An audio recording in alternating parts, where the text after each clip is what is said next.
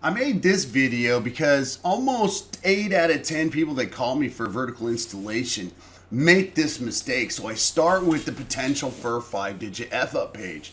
Here, this little section of text in the install book says you got to nail to at least 1.5 inches, or if you got a ring shank nail, you got to nail to at least 1.25 inches with the nail behind the siding. That becomes very important. I'll show you why.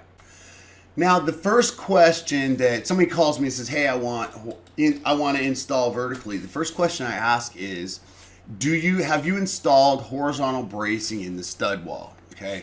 This picture here shows a stud wall, the vertical studs. Horizontal is a board you would put between those two so that you would have something to nail to. All right. And that has to be thought of at the walls going up stage. This is long before you've ever installed siding. So 9 out of 10 times that answer is no, okay?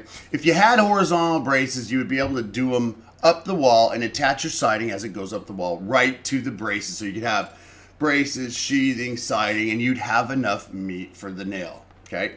The problem is they say, well, no, we didn't install horizontal bracing. Very next question I ask is, have you installed your trim yet? And the reason I ask that question is if you're a good installer, typically you'll install all your door, window, and corner trim before you install your siding. And if you have not put horizontal bracing in the stud wall and you've got all your trim installed, suddenly you realize that we have to put a furring strip on that wall or there's not enough meat to hold it. So I showed the two houses that have strips, or excuse me, have the trim installed because that's how you're supposed to do it. But if you've done that and you haven't done your furring strip, this is the temptation, okay? I always say, well, if you've already installed your trim, what do you plan to attach that siding to? And they say, well, the sheathing. This is what that looks like. That nail sticks out 1 inch into nothing. This is a major mistake, okay? That wood siding is going to continuously change sizes over seasonal moisture changes. So it's going to constantly put pressure on that nail. That's why we need 1.25 inch bite wood. This is a ring shank nail. If you just put it on this little ass piece of board like that, it's never going to hold it. That nail will work out. That siding will move. That it will cup. It will twist. Tongues can pop out of grooves. A lot of bad things can happen. This is absolutely not what you want to do. Here again, the line in the install guide is very small. I actually looked through both of the install guides when I was making this video. This mistake is not highlighted. It's very easy to make. That's why a lot of people make the mistake, okay? What you're supposed to do is this. This is the proper nailing pattern. So this is piece of siding through furring strip through sheathing, and that gives the nail plenty of meat to hold on to and pull out, okay? The problem is when you discover if you haven't put furring, this is the right way you're supposed to do it. You're supposed to put your furring strips on before you put your trim on so that your trim sticks out of the house at the right thickness, okay?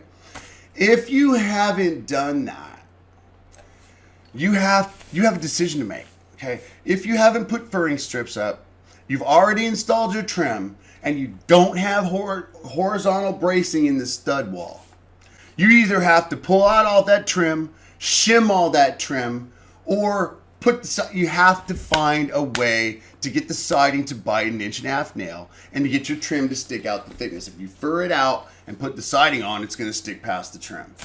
So I say to shim or not to shim. Dennis said the easiest way to fix this right now is just go get more cedar and go right up over the trim.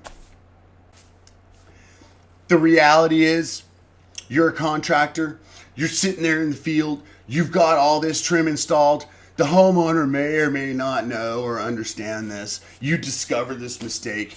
This is the temptation. And unfortunately, this is what a lot of people do when they make that mistake, right? They put their siding at risk of this nightmare, okay? And that's why I'm making the video, so that if you see this video before you do if you do this video before you see before you plan a vertical install, you'll know at the wall stage you need to put horizontal bracing in there. You'll know at the material felt wrap stage that you got to put the furring strips on before you put the trim up, okay? All right, so we've highlighted the wrong way to do it. We're going to take a look at some of the ways I see that people call so-called right. This is what we call the crosshatch method, where they've actually run furry strips vertically and they ran them horizontally over the top of that. So your whole wall is going to come out an inch and a half. Personally, I think that's overkill. This one I like because it's very creative. They're going diagonal with the furring strips. I think this would work. The reason they're doing these different things is so that you can actually get drainage behind the furring strip itself. Okay, so that's why everybody's getting creative with this. So at the Opdyke Test Center, I was able to ask Dennis, how can we do this? How would we do it? And I shot this little clip of how we did it exactly right for Dennis. Okay, now we've prepped for a proper vertical install. And what we've done is we've put the drain wrap here. The hydro gap from Benjamin Opdyke has these little bump outs, so water will drain behind the furring strip. So we've got drainage in place. We've got our trim put out over the furring strips with the right thickness. And now we're gonna start installing vertically with the wood. Okay, Dennis is a high-level installer. And while we were sitting there talking, he just showed me this little trick on a vertical install. It saves a lot of money with Cedar in that shim strips or furring strips are way cheaper than Cedar.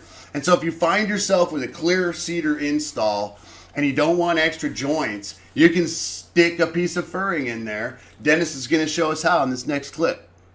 In the piece, you have the furring, treated furring laying around every place else. It is the same thickness as every place else on your board. You can take a piece here, Shim strip, hit your vertical, your whole studding, nail it in place, and with the finish now is you can actually pin it here, and your next piece goes on with the angle on it. You've now pinned it. You've saved yourself $7 worth of material for a 50-cent piece of strip. And you save yourself waste on the whole Cedar order. I mean, you don't buy extra furring strips. They're cheap. You can run down the store and get them. The Cedar costs a lot more and it takes 6 weeks to get. At the end of the day, if you know what to plan for and you know what to expect, a vertical installation can come out beautifully.